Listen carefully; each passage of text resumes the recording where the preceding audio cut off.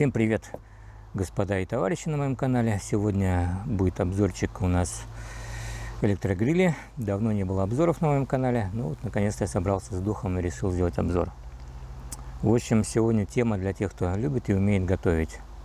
Ну, в принципе, даже для тех, кто не умеет готовить, но хочет научиться или хочет готовить. Потому что много ума не надо готовить на таком гриле. Все делается автоматически. Прогресс идет вверх. Нажал кнопочку, все приготовилось. Ну, разве что придется иногда поработать челюстями, все это потом скушать. Так, много болтовни. Обычно мне диванные эксперты пишут. Давай коротко, короче. Желательно делай шорт-видео, но короткие видео и выкладывай. Нефиг там разглагольствовать. Нет, да, шорт-видео у меня дофига на канале, но хочу делать, в принципе, тоже длинные видео. Итак, начнем распаковывать коробочки. Основная коробочка — это вот эта, большая. Берем ножик, разрезаем.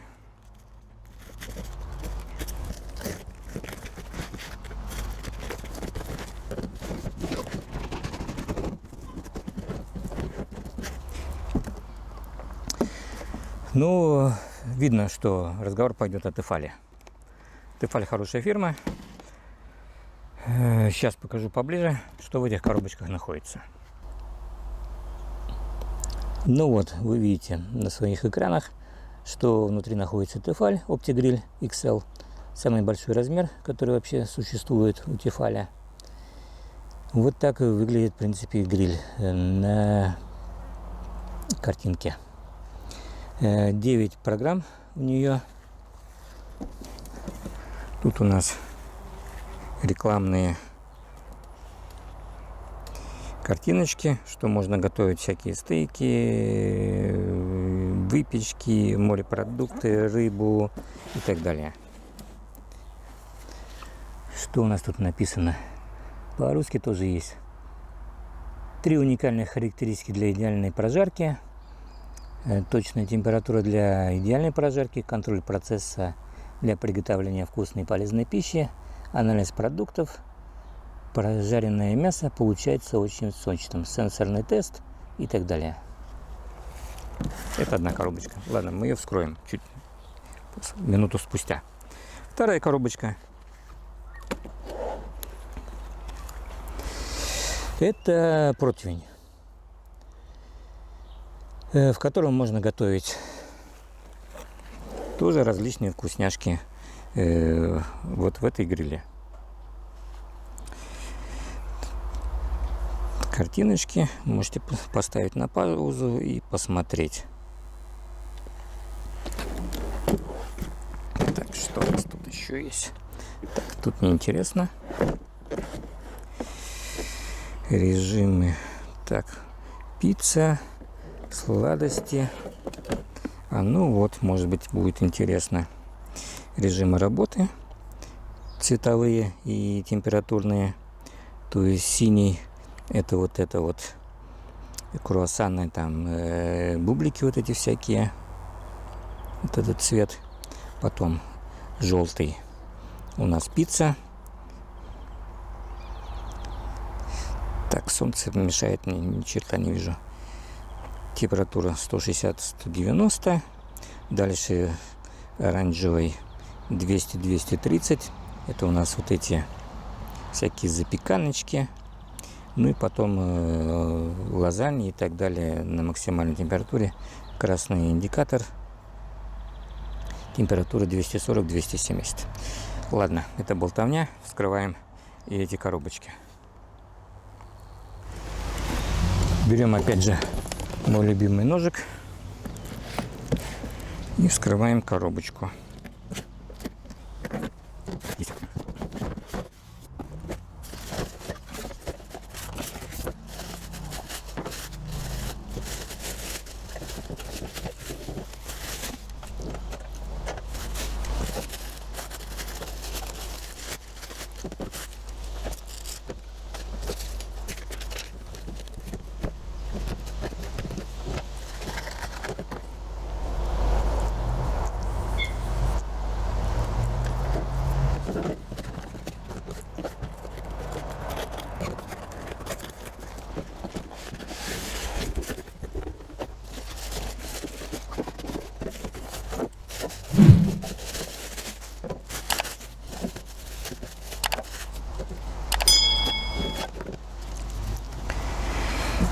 Так, продолжим.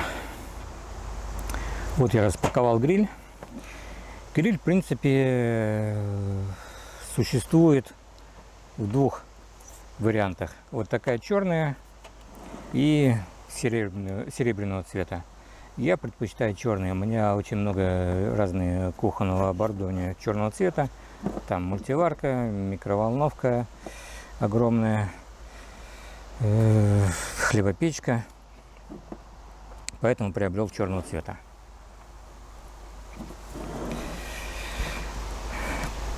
Ну, самое главное, в принципе, у меня стоял выбор, что взять, Тефаль, либо Делонги. Сейчас объясню, почему я взял Тефаль. Сейчас вы видите на своих экранах модель Делонги. Вот такую я хотел себе взять. Что меня подкупало в ней? В ней мне подкупало, в принципе, размер хоть и тот же у Тефаля, скажем, длина 40 сантиметров, у Делонги 37, на 3 сантиметра меньше, но у Делонги как бы ширина побольше, 23 сантиметра, у Тефаля 20. Это ладно, не принципиально, по площади, в принципе, то же самое. Подкупило то, что у Делонги в комплекте идут 3 противня. Обычный рифленый вот этот, потом для запекания как бы противень и для скандинавских вафлей. Ну, еще как бы подкупает то, что у него цифровой дисплей. Все мы привыкли к дисплеям. Ну, у нас телевизор, можно сказать, дисплей большой, компьютер имеет экран, телефона дисплей имеет, ну и там часы у кого-то электронные и так далее. Привыкли на дисплее видеть информацию там. И вот у Делонги там температурные режимы можно видеть и так далее. Но все-таки я взял Тефаль. Почему?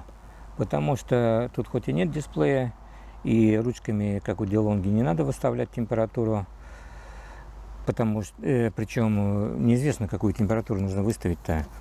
Вы готовите разную еду, каждый продукт имеет свой температурный режим приготовления, и вам нужно его знать.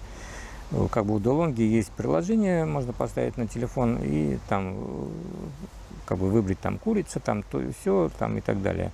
Вам выдают рецепт, вы готовите, и там все указаны температурные режимы и время готовки. Не всегда в этом как бы рецепте есть те ингредиенты, которые у вас есть. У вас, например, есть курица, там приправы какие-то, ну и как бы больше ничего может быть. А там требуется там, я не знаю,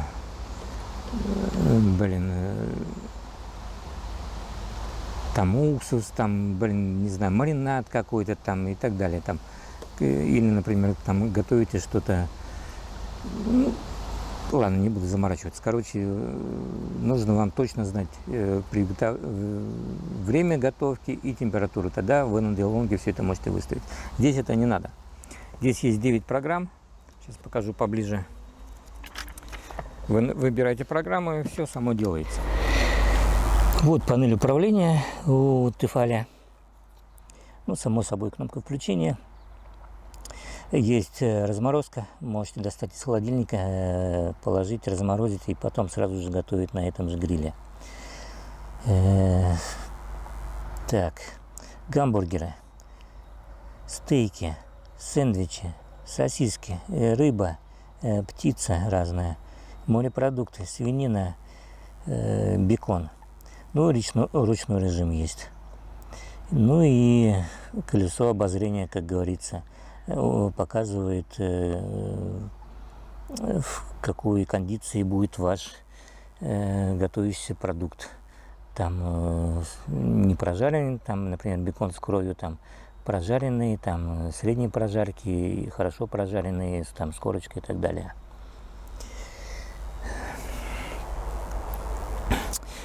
Давайте откроем, посмотрим, что у нас там дальше внутри.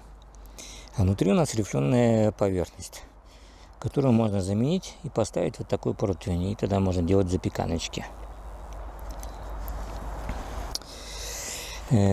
Плюс Тефалия по сравнению с DeLonghi в том, что у нее хоть и нету одной панели для приготовления скандинавских этих самых вафель. Есть только вот такая рифленая и вот это для запекания и выпекания всего. Плюс в том, что у Тефали наклоненная поверхность примерно 7 градусов. И весь жир будет стекать вот такой вот лоточек. И все будет чистенько, аккуратно. Мы все знаем, что когда готовится на той же там газовой плите, электрической плите, там на сковородке жарится, жир выбрызгивается и приходится вокруг постоянно все чистить.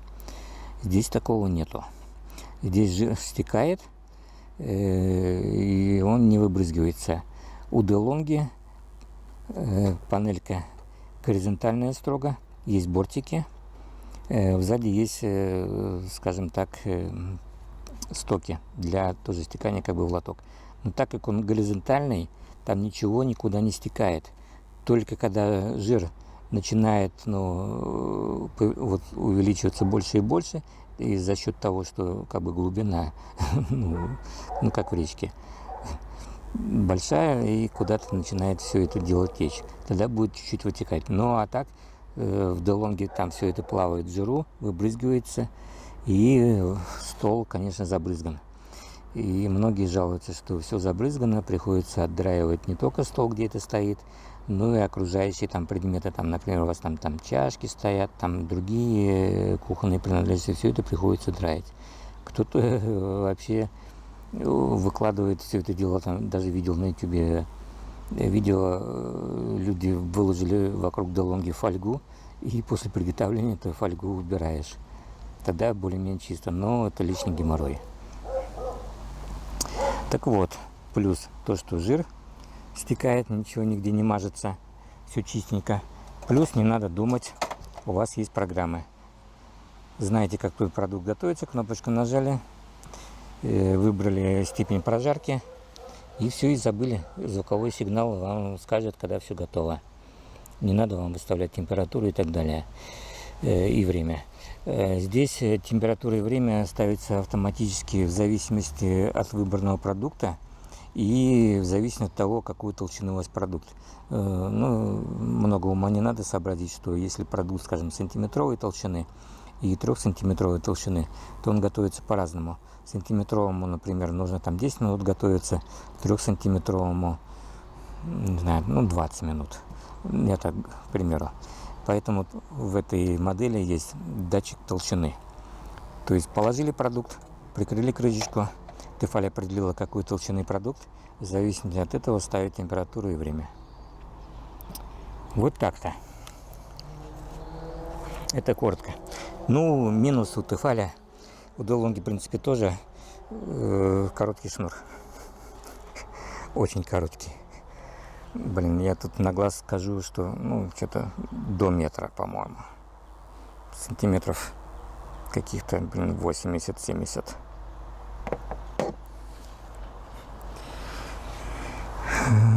Вот так вот. Панельки, в принципе, снимаются. Было заявлено. Сейчас мы попробуем что-то снять. Где-то должны быть кнопочки. Да, вот сбоку кнопочка. И это дело снимается. Тына находится вот здесь. У DeLonghi тына находится на панели. То есть вы чистите панельку с этой стороны, а с другой стороны у вас тены. Некоторые суют это все дело в посудомойку и моют вместе с тенами. Я как электрик считаю, что это не есть гуд. Тены должны быть отдельно, панели отдельно. Нужно отделять мух от котлет. И также верхняя крышечка снимается. Так. Ставим назад. Защелкнулось. Опять наверху тоже кнопочка есть. Одной рукой неудобно. Но вот она тоже там откидывается.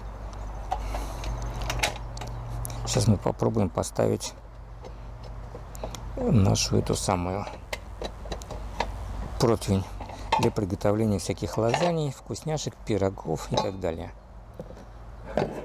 Вот она тоже. Так, какой стороной готовится? Она алюминиевая, с антипригарным покрытием, тяжеленькая. Туда вставляется и захлопывается. Все. Потом просто прикрываете крышечкой. Вот так это дело выглядит.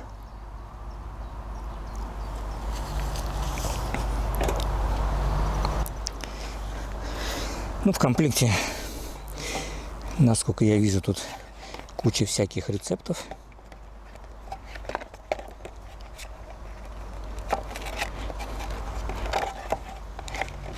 Вкусняшек. Потом я это изучу, может быть, что-то и подберу на свой вкус и приготовлю. Что еще тут у нас?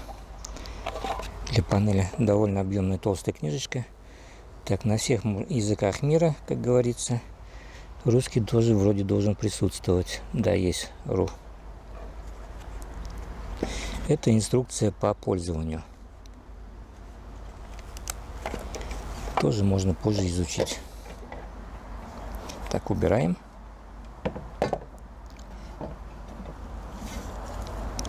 Ставим назад. Так, в сети, в принципе, народ жаловался, что у них за счет того, что панель наклонена под 7 градусов, у них еда уходит, уплывает, скажем так, сюда. Ну, у них у Тефали сделаны, видите, такие бугорки, в принципе, чтобы никуда ничего не уплывало. Но многие пишут, ничего никуда не уплывает, если правильно все сделать. Я считаю, что люди, у которых все это дело уплывает сюда, сваливается, у тех руки не с того места растут, ну или мозг не там, наверное, находится. Еду нужно распределять так, как я вам сейчас расскажу. Вы ее режете одинаковой толщины. Сантиметр значит сантиметр. 2 так 2, 3 так 3, 4 так 4. И ложите. Ну, конечно, строго там, 2 сантиметра, скажем, 20 миллиметров не отрезать. Само понимаете, у вас не электрическая там овощерезка или там еще что-нибудь, хлеборезка, там мясостругалка. Режем ножом. Естественно, будет там где 20 миллиметров, где 23, где, 18 и так далее. Но несколько миллиметров это не принципиально туда-сюда. Принципиально, если у вас будет, скажем, сантиметровый там стейк и 2-сантиметровый, тогда что делаем, если так уж получилось?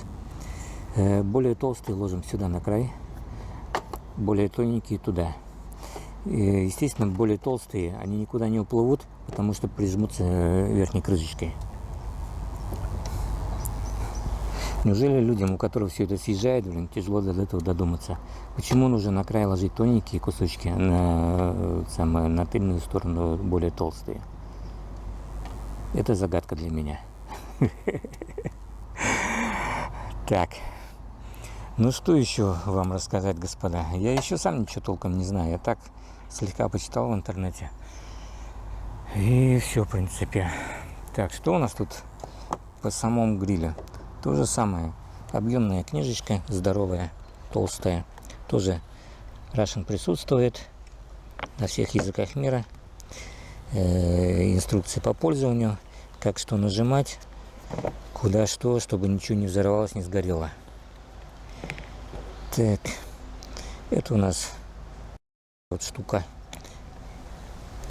Даже вот с подставочкой, вот как бывает в фотографии, ставят они так вот, на столе находится. Стейк разной степени прожарки. Видите, вот колесо обозрения, вот это. будет показывать разную температуру, скажем, там с кровью, больше прожарка и так далее, и прожаренный уже, то есть крови уже не будет. Так, дальше что у нас тут еще? Это тоже бумажки ненужные, в принципе. Так. В объектив не вижу. Ну, тут то же самое, в принципе. Виды продуктов, степень прожарки показана. Так, дальше. Что еще есть у них тут? Советы. Чтобы помочь вам получить отличные результаты приготовления. Ну, читать вам не буду. Купите, почитайте.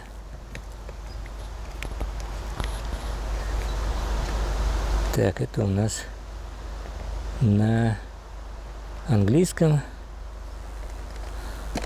большая такая штучка. А нет, на всех языках. Ну и, как полагается, книга рецептов. Довольно толстенькая. О, лосось в сметанном соусе с укропом. Вкусно, наверное. Ну, лосось надо будет пойти купить. Сосиски фаршированные с яблоками и сыром чеддер. Ну, сосиски, конечно, в магазине есть. Яблоки еще не выросли у меня на деревьях. Так, это не на русском. О, итальянский гамбургер. Так, рыба стейк с соусом хичимапури. Итальянский острый панини с овощами на гриле. В общем, есть чем заняться. Салат «Цезарь» с жареным беконом. Да, «Цезарь», конечно, салатик вкусный. С беконом будет еще вкуснее. Даже на свине показано, откуда это дело берется. Но мясо с какой части тела.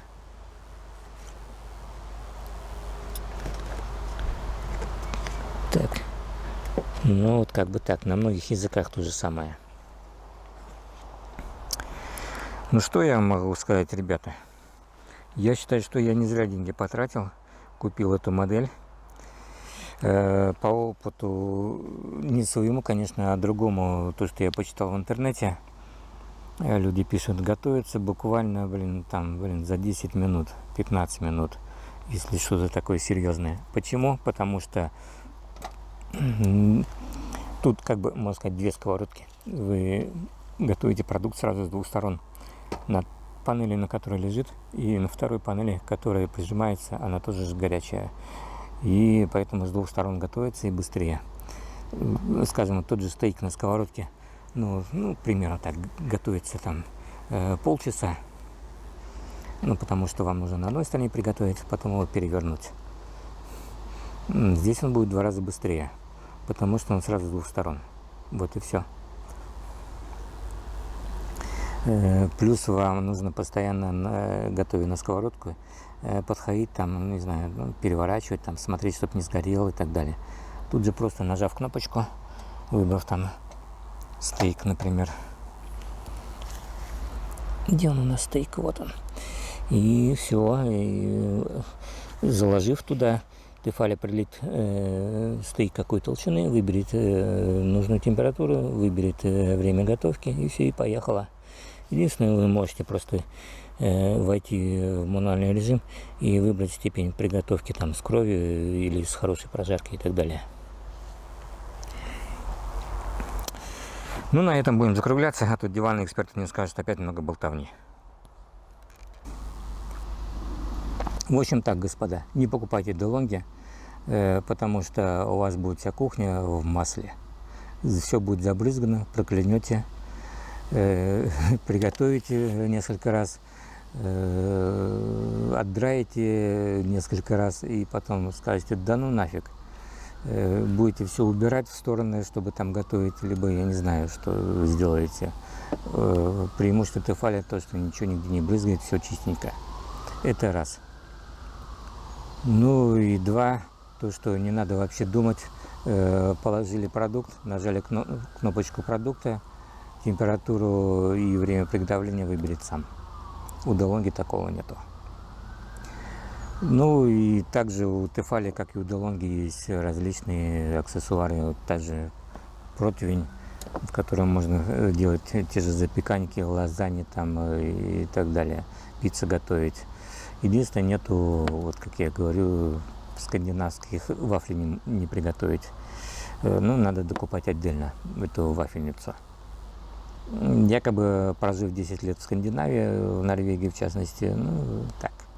Ну, в гости заходил к норгам, да, ну, готовят они вафли довольно частенько, в принципе. Ну, да, утром там с кофейком классно. Ну, приедается, все время не будете готовить, то есть, ну, как бы, я считаю, лишняя панель. Ну, когда, в принципе, деньги жмут карман, то можно докупить, пускай будет. А так вот, противень, да, реально нужная вещь. Будете когда готовить в духовке. Ну и стандартная рифленая панель. Все, на этом все. Готовить ничего не будем, потому что все продукты у меня как бы в морозилке лежат. Размораживать не хочу, хоть и есть разморозка. Но я еще не готов. Что готовить, надо по рецепту поковыряться. Поэтому нажимаем колокольчик, подписываемся, чтобы не пропустить следующее видео по приготовлению различных вкусняшек на гриле Tefal OptiGrill XL. Ну и другие видео, чтобы не пропустить. Все, всем пока, удачи!